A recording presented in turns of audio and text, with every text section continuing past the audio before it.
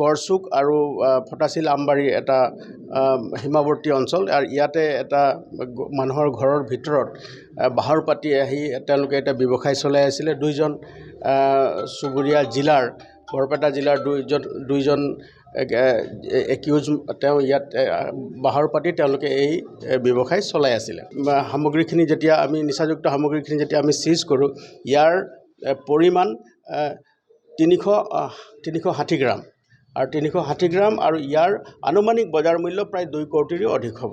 গতিকে আমি দুইজন ব্যক্তিকে এতিয়া আমি অধিক সোধপোছ কৰি আছোঁ।